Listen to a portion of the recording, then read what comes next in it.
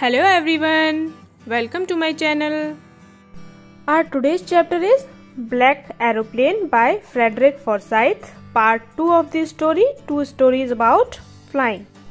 I was flying my old Dakota aeroplane over France back to England. I was dreaming of my holiday and looking forward to being with my family. Narrator जो कि main character है खुद अपनी story बताना start कर रहा है। उसका नाम नहीं बताया है चैप्टर में। तो चैप्टर स्टार्ट हो रहा है, हमें ये बताया जा रहा है स्टार्टिंग में कि नरेटर अपने ओल्ड प्लेन में बैठकर फ्रांस से इंग्लैंड जाने की तैयारी कर रहा है। तो फ्रांस से इंग्लैंड जा रहा है कौन? नरेटर। उसका प्लेन क्या है? Old Dakota aeroplane. And plane का नाम क्या है? डैकोटा DS-088। ये आपको याद रखना है प्लेन का नाम क्या है। डैकोटा DS-088 और डेस्टिनेशन क्या है? वो फ्रांस से अपनी हॉलिडे खत्म करके he is going to England.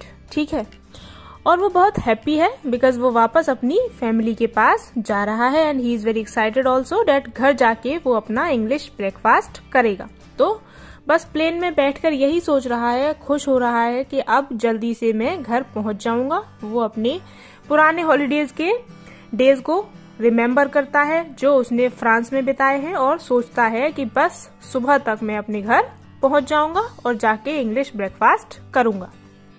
I looked at my watch, 1:30 in the morning. I should call Paris Control soon. I switched on the radio and said, Paris Control, Dakota DS-088 here.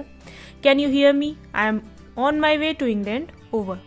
The voice from the radio answered me immediately. DS-088, I can hear you. You out to turn 12 degrees west now. DS-088, over. जिस time पे वो take off करता है तब time था 1:30 इन दी morning. इन दी morning क्यों लिखा है? इन दी मॉर्निंग मीन्स AM, मीन्स रात के 1:30 बज रहे थे। सुबह 5:30 तक वो पहुंच जाएगा ऐसा उसने सोच रखा था एंड इंग्लिश ब्रेकफास्ट कर लेगा। तो जैसे ही प्लेन उड़ जाता है वो एक बार पेरिस कंट्रोल को कॉल करता है। क्यों? बिकॉज उसको जानना था कि वो सही डायरेक्शन में जा रहा है या नहीं।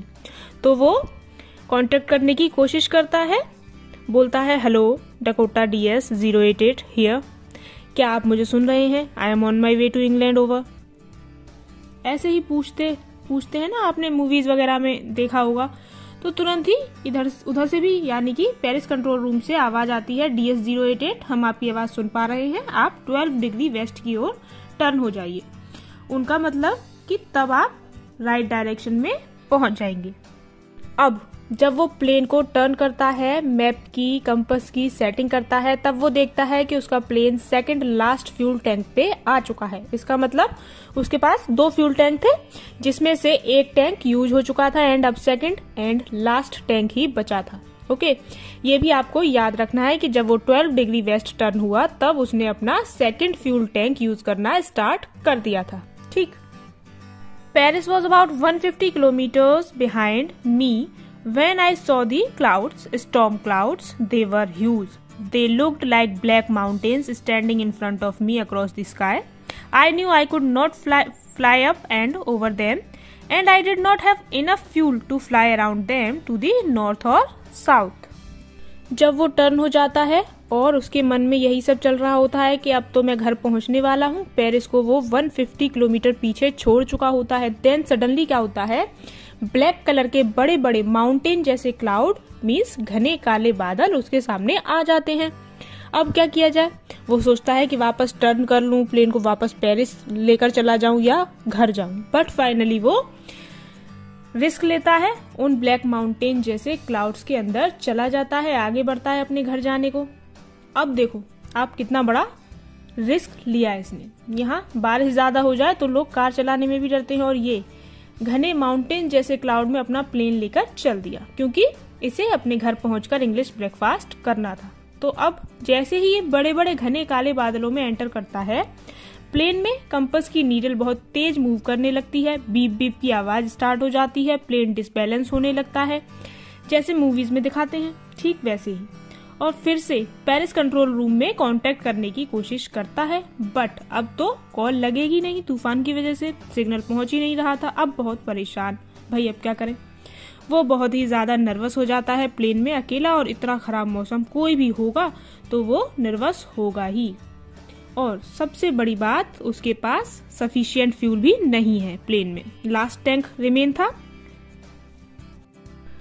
After half an hour, the strange black aeroplane was still there in front of me in the clouds. Now there was only enough fuel in the old Dakota's last tank to fly over 5 or 10 minutes more. I was starting to feel frightened again, but then he started to go down and I followed through the storm. ये सब worst situation चल रही होती है कि तभी एक hope निकल कर आती है। उसके सामने एक ब्लैक कलर का एरोप्लेन आता है।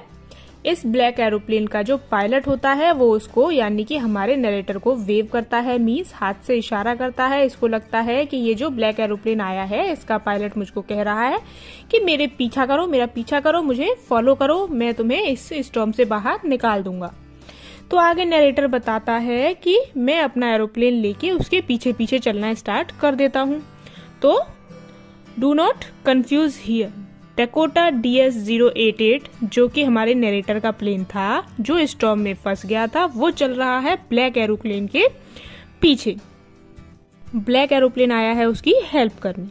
Now almost half an hour के बाद नरेटर को फिर से डर लगना स्टार्ट हो जाता है, बिकॉज उसका फ्यूल टैंक फिनिश होने वाला था और अब उसको लगता था कि अब तो मेरा प्लेन क्रैश हो जाएगा। And then suddenly what happens, सारे के सारे क्लाउड्स जो थे वो हट जाते हैं एंड उसको अपने नीचे रनवे दिखने लगता है। तो वो रनवे देखते ही बहुत खुश हो जाता है, रनवे जहाँ पे फ्लाइट लैंड करती है, एंड अपने एरोप्लेन को लैंड कर देता है एंड फाइनली उसकी जान बच जाती है। मीन्स डकोटा प्लेन और उसका पायलट दोनों ही सेफ है।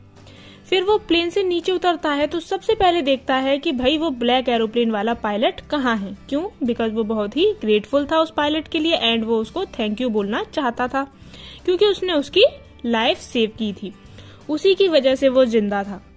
वो सब तरफ देखता है, उसे कहीं दिखता ही नहीं है, वो न प्लेन दिखता है न पायलट दिखता है। तो वो जाता है कंट्रोल रूम में और पूछता है कि मेरी जिसने हेल्प की है, जो प्लेन मेरे साथ उड़ रहा था, वो कहाँ है, उसका पायलट कहाँ है, मुझे उनको जाकर थैंक यू बोलना है। तो वहाँ कंट्रोल रूम में एक लेडी बैठी होती है, वो उसको स्ट्रेंजली देखती है और बोलती है, another aeroplane up there in the storm, no other aeroplanes were flying tonight. कोई और प्लेन तो था ही नहीं, बस आपका ही प्लेन था। आज तो इतना खराब मौसम था इसलिए कोई प्लेन उड़ा ही नहीं आज। नाउ नरेटर शॉक्ड हो जाता है कि कोई प्लेन नहीं उड़ा तो उसकी हेल्प किसने की थी। वो सोचता है कि वो ब्लैक एरोप्लेन और उसका पायलट कौन थे। इसका मतलब एक्चुअली में कुछ था ही नहीं, ना कोई ब्लैक एरोप्लेन था ना कोई पायलट। तो यहाँ पे इसी मिस्ट्री के साथ आपका ये चैप्टर एंड हो जाता है। अगर हम आपसे पूछें कि वो ब्लैक एरोप्लेन कौन था जो एक्चुअली में था ही नहीं, तो आप में से कोई कहेगा कि गॉड ने उसकी हेल्प की, कोई कहेगा वो उसकी इमेजिनेशन थी, एटसेट्रा एटसेट्रा। आंसर बहुत सारे हो सकते हैं, बट ऑथर ने इस चैप्टर को यहीं पे इस मिस्ट्री के साथ ही एंड कर दिया है। With this, our video comes to an end. Kindly share your views about the chapter in the comment section and please like and share this video and subscribe to the channel.